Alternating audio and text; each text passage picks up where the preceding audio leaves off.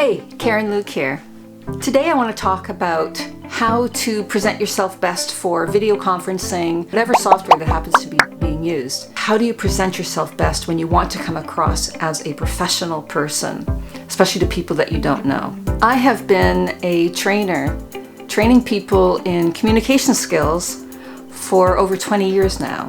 I have been a YouTuber for a couple of years, and combining the two things together is actually quite interesting, because the way that you communicate with somebody face to face is a little bit different than if you're communicating with a camera. There's just a few things that you need to learn to make your professional presentation during a video conference that much more effective. It's very important to make sure you get your camera angle correct. I am shooting this now with the camera angle slightly elevated above me. You want to have the camera angle so there's a little bit of space between the top of your head. This is very important because it's a much more flattering angle than if you have it eye to eye level, or even worse, if you have it chin up. One of the worst things I see with the video conferencing, and I see it all the time, is that people photograph so you can see their nostrils really, really clearly. You need to position your laptop higher than your head so that you're angling it downwards. Now, with regards to the computer setup, this is what I have my laptop on.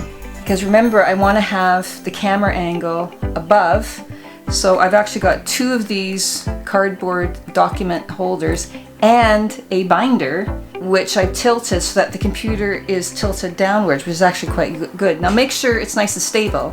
The reason why I wanted to have it tilted down a bit and a bit smaller on top is because the laptop has to have a fan and you don't want it overheating. With regards to how I'm positioned, you can see that I have a little bit of space at the top, but I'm forward.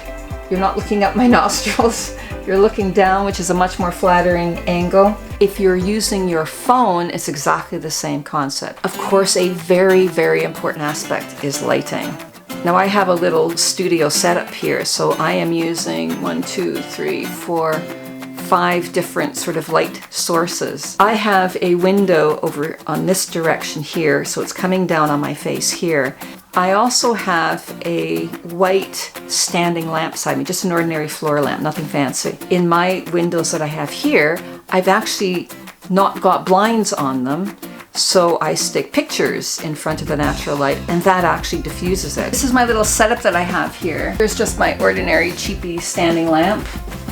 Those are my natural windows there, letting in the natural light, and I've just stuck a couple of pictures there to diffuse the light, because as I said, I don't have blinds or anything like that at the moment. The other thing that I have is kind of fancy, my warm light that I have. Now this is me with the light off, and you can see the difference when I have the light on. It's quite a nice little thing that I have here. The other thing that you should do to experiment with your lighting, because you're going to be home, take your camera or take your phone and do the testing around there from room to room just to see what the difference lighting makes. Here I am in my kitchen. Right away you can hear there's a problem.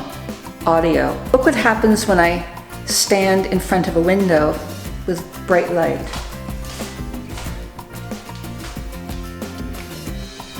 Look when I shut it. Already that's a bit better, isn't it?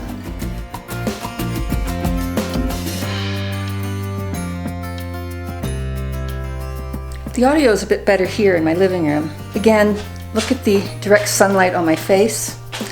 What a difference that is compared to if I shut the blinds.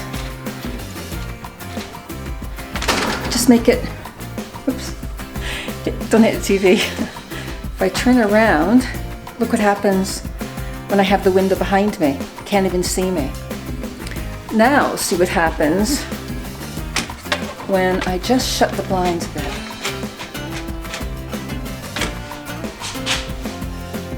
It's still too dark, but you can see that this is actually a bit better, isn't it? You could live with that, couldn't you? If you had your laptop here facing this window, and then as the sun progressed in the day, you could open the blinds a little bit more. Another really key thing that you have to get right as well is audio. The computer audio is not always very good on most of the laptops. One thing I would strongly recommend to invest in is a lavalier mic. These are the little mics that clip on. You see them on, oopsie. You see them on TV presenters. It has a little clip like that. Now, if you're going to use it with a laptop, you have to get an adapter for this because you have to get this thing to plug into a USB port. I love this little lavalier. It's a Deity. I think it was only about 20 pounds or something like that. It is not expensive. It is well worth it if you're going to be spending any amount of time doing these video conferences to invest in a 20-pound microphone. If you do decide to go with a lavalier, you can pin it onto you, but the problem with that is that if you get up from your computer and you forget you have it on, which happens all the time, you're going to be dragging your laptop off or your phone or whatever. So I do recommend that you stick that part here into a block of, not cheese, into a block of green florist foam, or you could do something like this. If you're using your phone, again, get a little microphone. You can see this goes right into the phone, and just that alone is going to enhance your audio with your phone as well. Again, I think this is about 20 pounds as well. It is not expensive. $20, 20 pounds. A lot of people I've been training lately have a headset. I personally wouldn't want to use a headset because the thought of having that thing on my head for 8 hours is just going to be too much. An hour, not a problem. But when I do this, I'm doing it for 8 hours at a time, and so are my delegates. You can see them taking it off and sort of rubbing here, so it's not an ideal situation for that.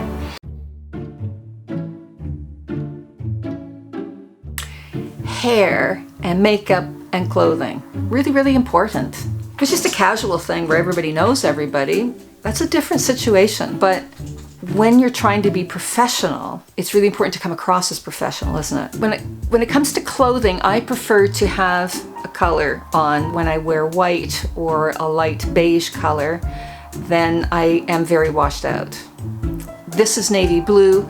I wear navy blue or I wear black. Jewelry, you have to keep that very simple. I strongly suggest that you avoid anything too glitzy. It's very distracting and again takes away from the focus. And the focus should be your face. It should be what you're saying, your eye contact. That is what you want people to focus on. With regards to makeup, I am not a huge makeup person at all, but I do wear some makeup when I'm on camera. It's very useful to wear simple makeup, but it's very useful just to put a bit of color on your face. Now, when I do YouTube videos, I have this beautiful thing called editing, and I can make myself look pinker or oranger or greener or bluer, whatever I want, because that's what a video editing program does. But when you're doing video conferencing, you don't have that luxury. If you think about it, when people go on television, they always put makeup on the people, don't they? Even if it's just a brief 30-second appearance. And they do it for men and for women. 2 reasons why you have makeup on television. One is that people get shiny. The other reason is that it gives them a bit of color. The lighting in TV studios is very glaring and it just washes people out. The other thing about clothing is that it doesn't matter particularly what you wear on the bottom. However, you may forget to turn your camera off if you stand up. I highly recommend that you don't stand up ever in front of the camera, but if it happens by mistake, you want it to match. I tend to wear sweatpants. Why? Because they are comfortable. I'm sitting here for 8 hours. I want comfort. That's first and foremost. The thing is though, I make sure that if I'm wearing a navy top, I wear navy sweatpants. If I have a black top, I have black sweatpants on the bottom.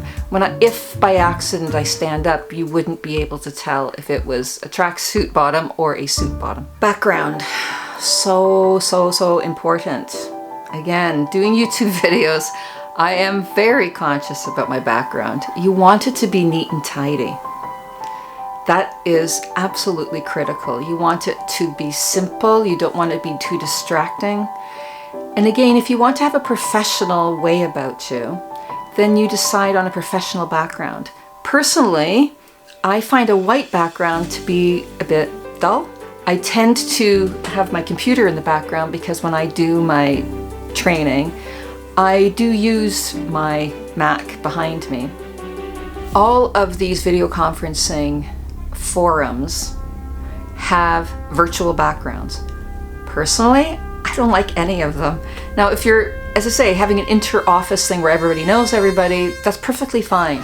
You can have a person coming from outer space or in a jungle, and you may notice and may have heard of stories with things that are happening in the background, people walking through, pets, children. That may happen, but hopefully you set up in a place like I am. I'm in the back sort of corner of my office. I'm not going to accidentally have a member of my family walking behind me in an embarrassing situation because I'm tucked away and I've just shut the door. Make sure you do a practice session beforehand. I did this for quite a few sessions before I was feeling 100% comfortable doing the presentation. I tried different backgrounds, I tried different lighting, I tried different things I was wearing, all that sort of stuff. Please do it before the day before. You just sign up yourself, invite yourself to your own solo meeting. Now, one thing that I found very, very useful is that I asked a colleague of mine, someone I trusted would be honest with me, and I tried different microphones. I tried different camera angles. I tried different backgrounds. If the only time you can do it is the day of the meeting, just spending 10 or 15 minutes ahead of the meeting actually started can make a huge, huge difference. Remember to look into the camera. This drives me crazy. It's very, very distracting when people are looking at themselves. So for example, it is very tempting to look at yourself, because I'm looking now at the side because I can see myself and I can adjust things, but that just doesn't look very good, does it? Having your own photograph of yourself on your screen is very distracting. Again, you have to practice not looking at yourself. It also feels very strange to just look at a little dot when the temptation is to actually look at the people. Now, what I'm talking about is when you are speaking. If you're just sitting there listening to somebody, by all means, just look at the screen, look at the person who's talking, not a problem. What I'm talking about is when you're actually speaking.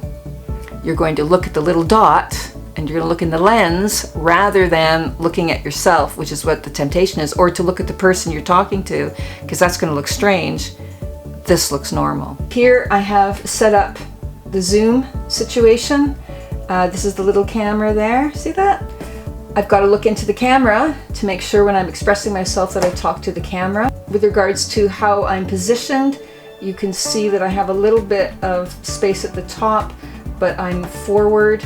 You're not looking up my nostrils. You're looking down, which is a much more flattering angle. And that is what I recommend that you do. Try to do a setup on your own to make sure that you're set up and looking the way that you want to look on the computer. You may even want to put a little sticky note beside the camera, a little arrow to say, look here. And then that will remind you to do it, because this is not a natural thing. Remember to have energy while you're talking. You actually have to convey more energy than normal to come across as normal. When you are contributing something, really make sure your voice is raised, make sure that you sound confident, make sure that you are speaking as eloquently as possible. If you need to practice something ahead of time, for example, in a job interview situation, then practice it out loud. Practice making your points. Practice delivering the message that you're there to deliver. Again, that comes across as extremely professional then. A big tip is when you're doing these group video conferences, mute yourself all the time. As soon as you join the meeting, click the audio off button. In most of the softwares that are around for video conferencing, in order to speak, all you have to do is press the space bar. That's all you have to do. The problem is that if you aren't on mute, all the background noise comes forward. Keep your audio off as your default setting. Even when you want to speak, the space bar pressing is a better option because it saves you clicking it on, clicking it off, clicking it on. I have found that many delegates forget to click it back off again if they have to just turn on, off, on, off. This is why the space bar is really, really effective.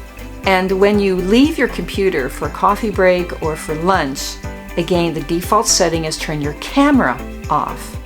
Try to remember that you don't want the delegates to see you ever stand up. I know that sounds really funny, but if you remember you don't want people to see you stand up, then you will remember to turn your camera off before you leave your chair. The other point too is that before you sit down to the meeting, you want to make sure that you look good, check yourself in the mirror, and when you then rejoin the meeting, you'll be all done, everything will look great, and then you join the meeting and everything's fine.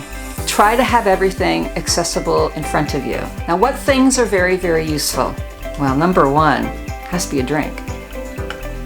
You can touch up your makeup, make sure you brush your teeth, a hairbrush handy, hand cream, lip balm, a pad, pen handy, glasses. Also make sure you have your phone handy, not just to get phone calls and your phone charger, but you also want to have it as a backup. You never know if the Wi-Fi is not going to work, you never know if your laptop fails. Again, if you're looking at an important interview, important meeting, you have to have a backup technical device. You just need to have that. If you do have more than one device, please make sure both of them are charged up and ready to go. I also try to make sure that I have a few snacks handy. The breaks that you usually have when you do video conferencing are very brief. Typical way of video conferencing is that you have, a 6 or 7 minute break every hour or so. There's only so much you can do in 6 or 7 minutes. Try and have, as I say, 3 or 4 snacks lined up ready to go as well. My flask of coffee, my pitcher of ice cubes. I've got for breakfast summer fruit and apple porridge. So overnight porridge, my oat milk. My mid-morning is yogurt with flaxseed and matcha tea and mango and blueberry. Matcha and mango go so well together. My blood orange, some celery. This is my on-camera cup for coffee. This is my off-camera cup because it covers up half my face.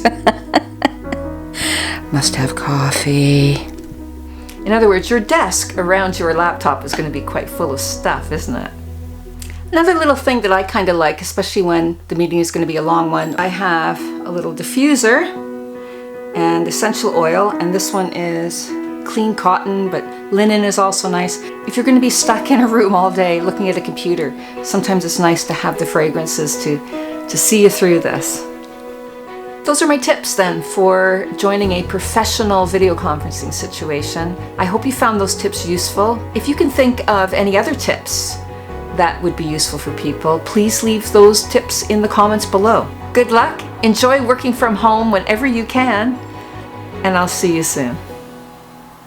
Some granola, yogurt, avocado on toast, my breakfast porridge, apple cinnamon, goji berries, vitamin D water, coffee, and my flask of coffee. Yeah, that'll see me through the morning.